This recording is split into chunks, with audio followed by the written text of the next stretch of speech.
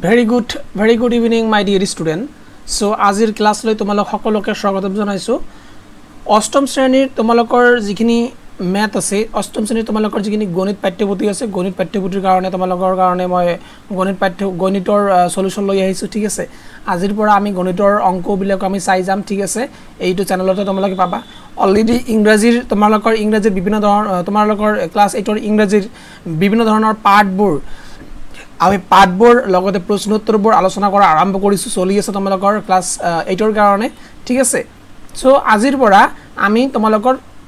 যেটো গণিত আছে, গণিত পাঠ্যপুথি যিখন আছে তোমালোকৰ সেই পাঠ্যপুথিখন আমি সলভ কৰা আৰম্ভ কৰিম, ঠিক আছে।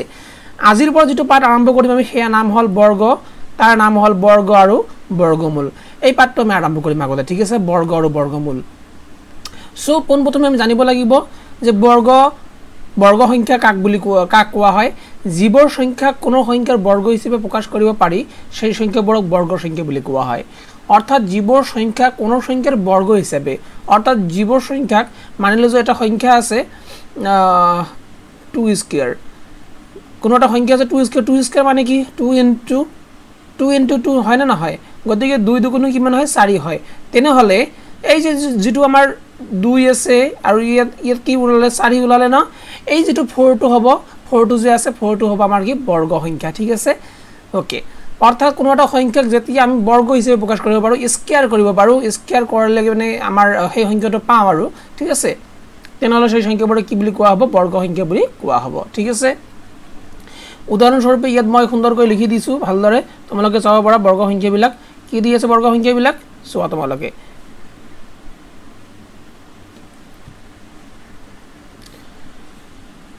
1 স্কয়াৰ মানে হল কি 1 into 1 অৰ্থাৎ 1, ঠিক আছে। 2 স্কয়াৰ মানে দুইটা 2 পূৰণ, ঠিক আছে। তেনেহলে 2 দুগুণ কিমান হৈ গল 4 হৈ গল। 3 স্কয়াৰ মানে কি 3 স্কয়াৰ মানে 3 into 3, তেনেহলে 3 3 কে কিমান হৈ যায় 9 হৈ যায়। 4 স্কয়াৰ মানে কি 4 into 4, তেনেহলে 4 4 গুণ কিমান হয় 16 হৈ যায়, ঠিক আছে। 5 স্কয়াৰ মানে কি 5 into 5, তেনেহলে ইয়াত কি সমান হৈ যাব 5 5 25 হৈ যাব, ঠিক আছে। 6 স্কয়াৰ মানে কি 6 into 6, তাৰ মানে কিমান হৈ যাব 36 হৈ যাব, ঠিক আছে। 7 স্কয়াৰ মানে কি 7 স্কয়াৰ মানে হল 7 into 7, 7 গুণ কিমান হৈ যায় 49 হৈ যায়। 8 স্কয়াৰ মানে কি 8 into 8, তাৰ মানে 8 8 কিমান হৈ যায় 64 হৈ যায়। 9 স্কয়াৰ মানে কি 9 into 9, লং কিমান হৈ যাব 81 হৈ যাব। আৰু 10 স্কয়াৰ মানে আমি সকলোৱে জানো 10 দশমিক কি হৈ যায় 100 হৈ যায়, ঠিক আছে। 10 into 10 কিমান হৈ যাব 100 হৈ যাব, 100 হৈ যাব, ঠিক আছে। তেনেহলে এই সংখ্যাবিলাক কি আছে 1 4 9 16 25 36 49 64 81 100, এই সকলোবিলাক সংখ্যা কি হৈ যাব আমাৰ বৰ্গ সংখ্যা হৈ যাব। আই হোপ তোমালোকে বুজি পাইছা, তোমালোকে সুন্দৰকৈ নোটস বিলাক বনাই লবা ইয়াৰ পৰা, ঠিক আছে। ওকে, তাৰ পিছত আমি অনুশীলনী 6.1 আৰম্ভ কৰিম। তোমালোকে চাব পাৰা ইয়াত প্ৰশ্ন দিয়া আছে খুব সুন্দৰকৈ। ওকে, কি কৈ আছে, 1 পৰা আৰম্ভ কৰি 200 লৈ কিমানটা পূৰ্ণবৰ্গ সংখ্যা আছে। 1 পৰা আৰম্ভ কৰি 200 ভিতৰত কিমানটা পূৰ্ণবৰ্গ সংখ্যা আছে। তেনেহলে মই লিখিছো ইয়াত চোৱা 1 স্কয়াৰ 2 স্কয়াৰ 3 স্কয়াৰ 4 স্কয়াৰ। ইয়াত তেনেহলে 1 এক গুণ কিমান হৈ যাব 1 হৈ যাব, 4 হৈ যাব, 3 3 কে 9, 4 4 গুণ 16, 5 5 25, 6 6 36, 7 7 49, 8 8 64, লং 81, 10 দশমিক 100, 11 11 121, 12 12 144, 12 12 144 কেনেকৈ কৰিব, মই কেনেকৈ কৰি আছো 12 12, তাৰ মানে 12 আৰু 12 পূৰণ কৰিবা, চাবা তোমালোকে কিমান হ'ব 144 হৈ যাব, ঠিক আছে। পূৰণ কৰি যাবা। আৰু 13 স্কয়াৰ মানে কি 13 স্কয়াৰ মানে হল 13 into 13, হয় না নহয়, 13 is into 13, 13 কিমান হৈ যাব 13 হৈ যাব 169, ঠিক আছে। 14 কিমান হৈ যাব 14 into 14 কিমান হৈ যাব 14 into 14 হৈ যাব কিমান 196, তোমালোকে পূৰণ কৰি চাব পাৰা, ঠিক আছে। এতিয়া আমি লাষ্টত এনেকৈ লিখিম যে 1 পৰা 200 লৈ থকা পূৰ্ণবৰ্গ সংখ্যাবোৰ হল চোৱা, ইয়া 200 একেবাৰে নিকটৱৰ্তী, ঠিক আছে। 200 ওচৰত কি আছে 200 ওচৰত কি থাকে 196 থাকে। তেনেহলে ইয়াৰ পিছত আমি 15 15 কৰিলে বিনে কিন্তু আমি 200 ওপৰত পাই যাম। গতিকে আমাক কৈছে 200 তলত 200 পৰ্যন্ত, ঠিক আছে। তেনেহলে কি হৈ যাব যে 1 পৰা 200 লৈ থকা পূৰ্ণবৰ্গ সংখ্যাবোৰ হল এইকেইটা, ঠিক আছে। ওকে, তেনেহলে আমি গম পালো যে 1 পৰা 200 লৈ থকা পূৰ্ণবৰ্গ সংখ্যাবোৰ হল কি কি, যে 1 ওলাইছিলে 1 4 9 16 25 এনেকৈ 196 পর্যন্ত ঠিক আছে এনেকৈ 196 কেনেকৈ হল 14 into 14 অর্থাৎ 40 স্কয়ার কৰি পিনে 196 হৈছিল ঠিক আছে তেনেহলে এই গেটা হল 1 ৰ পৰা 200 ৰ ভিতৰত থকা পূৰ্ণবৰ্গ সংখ্যা বিলাক ঠিক আছে আৰু মুঠ 14টা পূৰ্ণবৰ্গ সংখ্যা আছে 14 নম্বৰ লৈ কৰিছিলো আমি ঠিক আছে 1 ৰ পৰা আৰম্ভ কৰি 14 নম্বৰ লৈ কৰিছিলো 14টা পৰ্যন্ত কৰিছিলো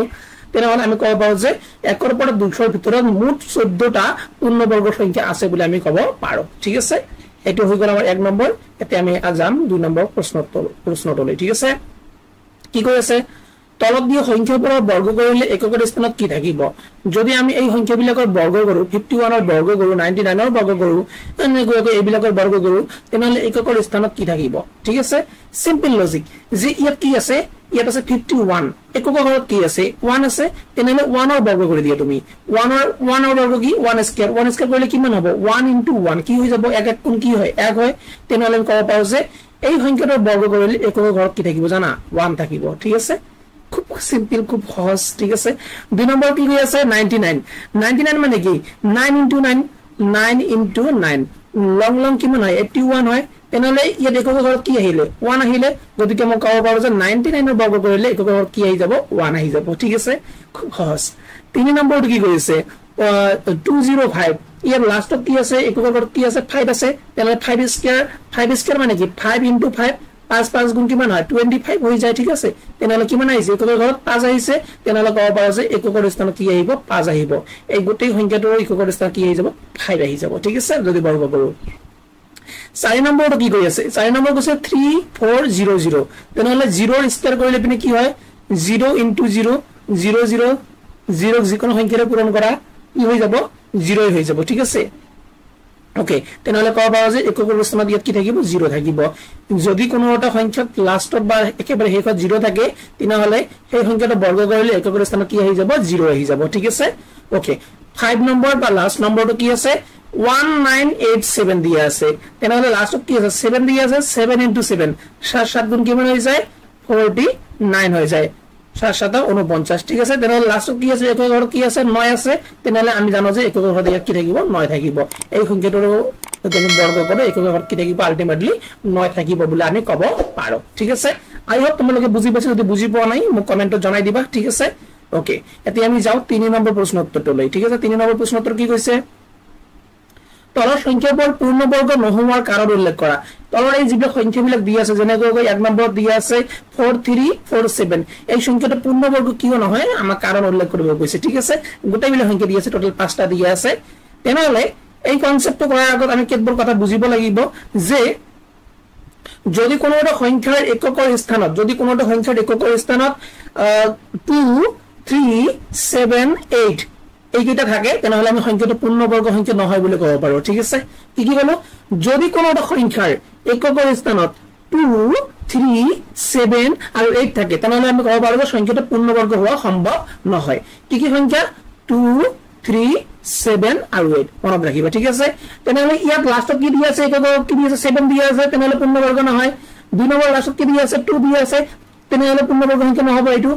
ইয়াত লাষ্টত কি দিয়া আছে 3 দিয়া আছে তেনেহলে সংখ্যাটো পূৰ্ণবৰ্গ হ'ব নেকি নহব ইয়াত কি দিয়া আছে 403388 লাষ্টত কি দিয়া আছে 8 দিয়া আছে তেনেহলে এইটো পূৰ্ণবৰ্গ সংখ্যা হ'ব নেকি নহব কাৰণ কি লাষ্টত কি দিয়া আছে এককৰ ঘৰত কি দিয়া আছে 8 দিয়া আছে সেই কাৰণে পূৰ্ণবৰ্গ নহয় এইটো অলপ বেলেগ ঠিক আছে এইটো আমি বুজিম এতিয়া এতিয়া সব 1 নম্বৰ কোৱেশ্চনটো মই ইয়াত আনসাৰ লিখি দিছো 1 নম্বৰটো সব সুন্দৰকৈ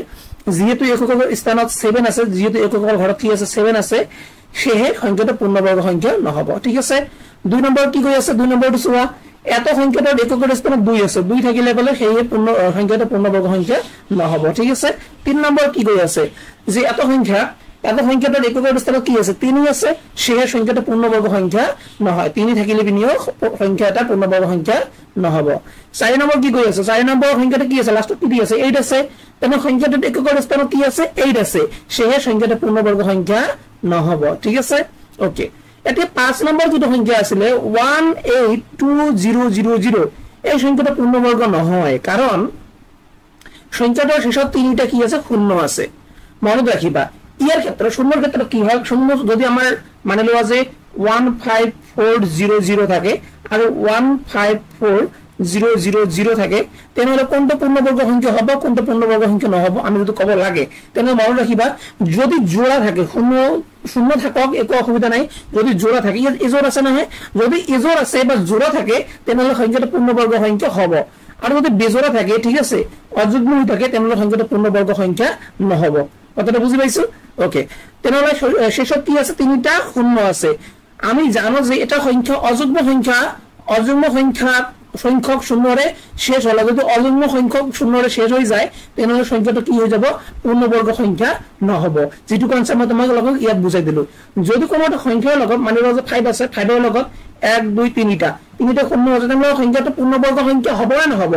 নিশ্চিত রূপে নহব কারণটো কি কারণ লাস্টত বা শেষত কি আছে তিনটা শূন্য আছে আর তিনটা শূন্য থাকা মানে কি অযুগ্ম সংখ্যক শূন্য আছে কথাটা বুঝি আছো বিজোড়া আছে যদি 5 এর লগত 0 0 হয় তেনেহলে কি হবে সংখ্যাটা পূর্ণবর্গ হবে কারণ কি কারণ লাস্টত কি আছে শেষত কি আছে শূন্য দুটা আছে মানে কি দুটা আছে মানে হল যে জোড়া আছে আর জোড়া থাকিলে মানে কি হৈ যাব সংখ্যাটো পূর্ণবর্গ সংখ্যা হৈ যাব ঠিক আছে আই হোপ তোমালোকে বুজিব পাৰিছা যদি বুজা নাই তেনেহলে মোক জনাই দিবা ঠিক আছে আমি আকো বুজাবলৈ যত্ন কৰিম আমি আৰু বুজিব যত্ন কৰিম ঠিক আছে এটি 4 নম্বৰ কি কৈ আছে 4 নম্বৰ কৈছে পাঁচটা সংখ্যা লিখা যাৰ বৰ্গ যুগ্ম পাঁচটা এনেকুৱা সংখ্যা লিখিব লাগে যাক বৰ্গ কৰিলে যুগ্ম সংখ্যা পাও সিম্পল লজিক যে যুগ্ম সংখ্যাৰ বৰ্গ যুগ্ম হয় সদায় যদি কোনো এটা যুগ্ম সংখ্যা আমি বৰ্গ কৰিব বিচাৰো তেতিয়াহলে আলটিমেটলি যুগ্ম হ'ব পাঁচটা সংখ্যা লিখা যাৰ বৰ্গ অযুগ্ম এইটো আমি মনত ৰাখিব লাগিব অযুগ্ম সংখ্যাৰ বৰ্গ কৰিলে কি হৈ যাব অযুগ্ম হৈ যাব ঠিক আছে যেনেকৈ কই আমি উদাহৰণত চাব পাৰো মানে লওয়া যে যুগ্ম সংখ্যাটা কোৱা 2 এটা যুগ্ম সংখ্যা 2 ক যদি আমি বৰ্গ কৰো 2 এর বর্গ করা মানে কি 2 স্কয়ার তাহলে 2 দুগুণ কিমান হৈ যায় 4 হৈ যায় আর 4 এটা কি হয় যুগ্ম সংখ্যা হয় তার মানে যুগ্ম সংখ্যাক বর্গ কৰিলে মানে কি পাম আমি ঘুৰি উল্টি আমি কি পাম যুগ্ম সংখ্যা পাম 2 ক যেতি আমি বর্গ কৰিলে কি পালো 4 পালো 4 এটা কি হয় যুগ্ম সংখ্যা হয় অযুগ্ম সংখ্যাটা মানে লওয়া যে অযুগ্ম সংখ্যা আমি কই আছো যে 9 স্কয়ার 9 স্কয়ার মানে কি 9 into 9 লং কিমান হৈ যায় 81 হৈ যায় আর 81 এটা কি হৈ যায় অযুগ্ম সংখ্যা হয় ঠিক আছে 9 এটা অযুগ্ম সংখ্যা হয় আর 81 এটা কি হৈ যায় অযুগ্ম সংখ্যা হয় গতিকে আমি কব পাৰো যে বর্গ সংখ্যা যদি আমি যদি আমি কোনো একটা যুগ্ম সংখ্যাক বর্গ কৰো তেনহলে যুগ্ম সংখ্যা পাম আৰ যদি আমি কোনো একটা অযুগ্ম সংখ্যাক যুগ্ম কৰো তেনহলে বৰ্গ কৰো তেনহলে কি পাম অযুগ্ম সংখ্যা পাম তেনহলে এক নম্বৰৰ आंसर কি হ'ব পাঁচটা সংখ্যা লিখা যাৰ বর্গ যুগ্ম তেনহলে যুগ্ম সংখ্যাগুলো লিখিব লাগিব 2 4 6 8 10 আর পাঁচটা সংখ্যা লিখা যাৰ বর্গ অযুগ্ম তেনহলে অযুগ্ম সংখ্যাগুলো লিখিব লাগিব 3 5 7 9 11 এইকেইটা ঠিক আছে আই হোপ তোমালোকে বুজি পাইছা যদি বুজি পোৱা নাই জনাই পাম ঠিক আছে 5 নম্বৰ কি কৈ আছে পোনে পোনে যোগ নকৰি বিশেষ ধৰ্মৰ ভিত্তিত যোগফল উলিওৱা বিশেষ ধৰ্ম পোনে পোনে যোগ কৰিব মানা কৰি আছে ঠিক আছে সো তোমালোকে এটা সিরিয়াল দেখা পাব তোমালোকে 1 আছে 2 9 3 আছে 4 9 5 আছে 6 9 7 আছে আর তোমালোকে সববিলাক কি হয় অযুগ্ম সংখ্যা হয় যদি সববিলাক এনেকৈ অযুগ্ম সংখ্যা হয় তেনেহলে তোমালোকে কি কৰিবা আৰু এটা যে সিৰিয়াল মেইনটেইন কৰিছে তেনেহলে তোমালোকে কোনো ধৰণৰ হিসাব নকৰা কইয়ে বৰ্গ কৰি পিনে তোমালোকে কি কৰিব পাৰা যোগফল উলিয়াই দিব পাৰা কিমান সংখ্যা আছে ইয়াত একটা দুইটা তিনিটা চাৰিটা যদি চাৰিটা আছে তেনেহলে কি লিখিম আমি 4 স্কয়ার লিখি দিলো ইয়াত ঠিক আছে 4 স্কয়ার মানে কি 4 into 4 তেনেহলে 4 আৰু 4 পূৰণ কৰিলে কি কিমান হৈ যাব 16 হৈ যাব এই যোগ কৰিলে কিমান হৈ যাব 16 হৈ যাব ঠিক আছে ওকে একেবাৰে ইজি সো এটো সেম কনসেপ্টত গৈছে 1 2 9 3 4 9 5 6 9 7 8 9 8 ओके এতিয়া সোয়া মই কোশ্চেনটো অলপ কারেকশন কৰি দিছো সোয়া 1 আছে 2 9 3 4 9 5 6 9 7 8 9 9 8 9 9 10 9 11 12 9 13 আছে ঠিক আছে টোটাল কিমানটা আছে 7টা আছে 7টা তেনে সেই কারণে এর আমি কি লিখিছো 7 স্কয়ার মানে কি 7 into 7 তাহলে 7 7 গুণ কিমান হৈ যাব 7 7 গুণ 49 হৈ যাব অর্থাৎ 49 হৈ যাব ঠিক আছে তো এই তোমালোকে যোগ যদি কৰা তোমালোকে এইটো অংক যোগ কৰিলে ভিডিওতে বলকে চাবা 49 আহিব এতিয়া সব ইয়াত 1 আছে 2 9 3 4 9 5 6 9 7 8 9 9 10 9 11 12 9 13 14 9 15 16 9 17 18 9 19 20 9 21 22 9 23 24 9 25 টোটাল কিমানটা আছে 13টা আছে 13টা আছে সেই কারণে 13 স্কয়ার মানে কি 13 into 13 এই দুটো পূরণ করলে কিমান হবে 169 হৈ যাব ঠিক আছে ওদিকে আমি এনেকৈ বিশেষ ধর্ম ভিত্তিত কি কৰিব পাৰো যোগ কৰিব পাৰো ঠিক আছে এতিয়া 6 নম্বৰ আৰু এই যে তোমালোকৰ যেটো আমাৰ তোমালোকৰ যেটো এই অনুশীলনী আছে ইয়াৰ লাষ্ট অংকটো ঠিক আছে কৈছে যে 36 ক 6টা ক্ৰমিক অযুগ্ম সংখ্যাৰ যোগফল হিচাপে পাব পাৰেনে 36 সংখ্যা যেটো আছে আমাৰ ইয়াক 6টা ক্ৰমিক অযুগ্ম সংখ্যা ক্ৰমিক মানে সিৰিয়াল যেনেকৈ 1 2 3 4 5 6 7 8 9 10 এইবিলাক সববিলাক কি হয় ক্ৰমিক হয় ক্ৰম অনুসৰি গৈছে কিন্তু আমাক কি বুলি কৈছে অযুগ্ম সংখ্যা অযুগ্ম মানে বেজৰা সংখ্যা কি আছে 1 3 5 7 9 কিমানটা 6টা ক্ৰমিক 6টা 1 2 3 4 5 এনা আৰু এটা লাগে 11 6টা হৈ গল এইকেইটা আমি যোগ কৰিব লাগে চোৱা 1 3 5 7 9 11 যোগ কৰিলে কিমান হ'ব 6 স্কয়াৰ 6টা আছে ন 6 স্কয়াৰ হৈ গল 6 স্কয়াৰ মানে কি 6 * 6 6 কিমান হৈ যাব 36 হৈ যাব গতিকে আমি যোগ কৰিলে পাব